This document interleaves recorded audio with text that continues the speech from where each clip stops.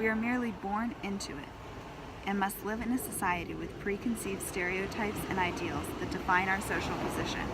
Most of us belong to a mix of dominant advantaged social groups and submissive disadvantaged social groups. I found that in exploring my own social position, my belonging to advantaged groups, such as the middle class, the white race, the mental and physically able, held more weight than my belonging to disadvantaged groups, such as having a non-nuclear family and being a woman, when determining my social position, thus leading me to feel more dominant and privileged overall. In a way, my privileges from my dominant social positions made up for the disadvantages from my other social identities, the submissive ones. When you say family, most people think of a husband and wife living together in a house with kids, your traditional nuclear family.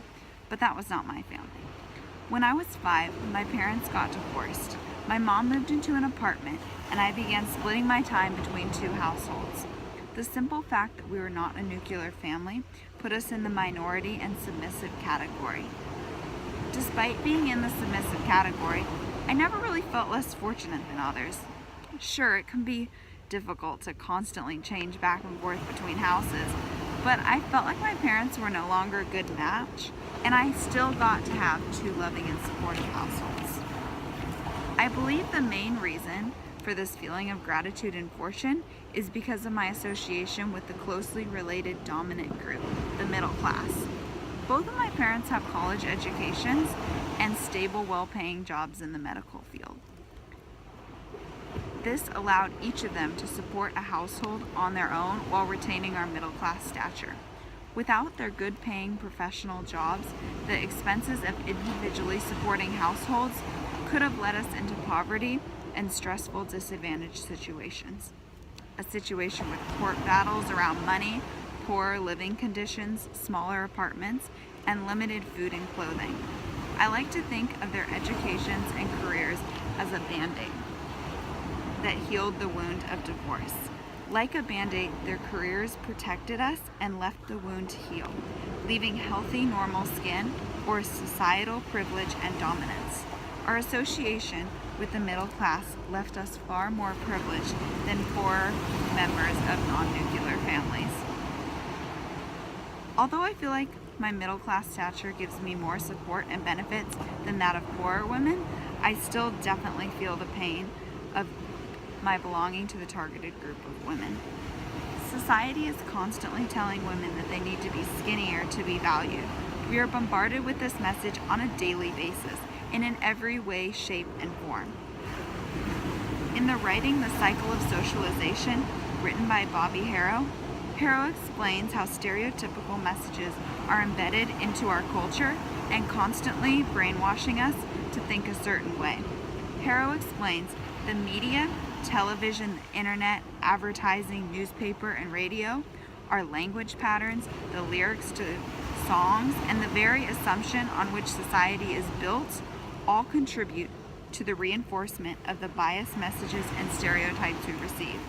So when you grow up in a society where ads and fashion magazines feature underweight photoshopped women with skinny bone structures, where websites and billboards constantly advertise weight loss programs, where television and other forms of media depict skinny as being sexy, beautiful, and valuable, while depicting overweight as being ugly, disgusting.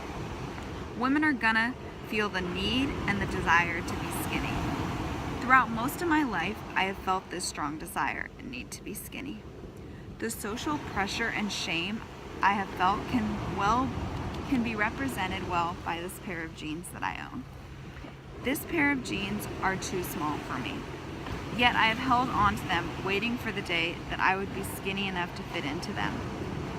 When I would see these jeans hanging in my closet, or when I try them on, they would make me feel fat and ashamed of my body and self. I felt that because I didn't fit into these jeans, I did not meet the social expectation to be considered beautiful or valuable. This socialization starts at a very young age and is practically inescapable. I distinctively remember the first time I felt the strong sting of social pressure. I was in the 2nd or 3rd grade at the time, visiting my grandparents. When I greeted my grandpa, he told me that I got bigger. He was a very sweet man and probably just meant that his little granddaughter was growing up, but that's not how I took it. I took this innocent comment to mean that I was fat, therefore disgusting and unlovable. I remember the rest of the night I was constantly looking at and pinching my stomach and trying to decide if I was fat or not. From then on, I never viewed my body the same way. As I got older, this feeling of pressure had really big consequences. My freshman year of high school, I developed an eating disorder. My strong motive in this drastic diet transformation was to be healthy, but part of my idea of health involved this image of being beautiful and skinny, like the women I would see on billboards and on television. Although I was consuming healthy foods, like lots of fruits and vegetables and whole foods, my mindset was very obsessive, restrictive, and harmful. According to Harrow, common results for members of targeted or submissive groups are anger, a sense of being silenced, dissociation between what the United States stands for and what we are experiencing, low self-esteem, high levels of stress, a sense of hopelessness, disempowerment that can lead to self-destructive behavior. I can definitely relate a lot to these feelings and actions. I experienced low self-esteem, high stress, self-hate, and ended up harming my body. Although the harm I brought on my body was not intentional, it was very real. I would get lightheaded and pass out easily. I suffered digestive issues.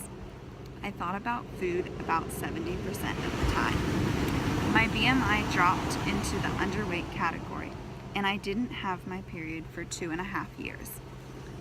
Looking back on my 115-pound self, I know I was definitely too skinny. However, at the time, I would often look in the mirror and think I was fat or not skinny enough. It was just so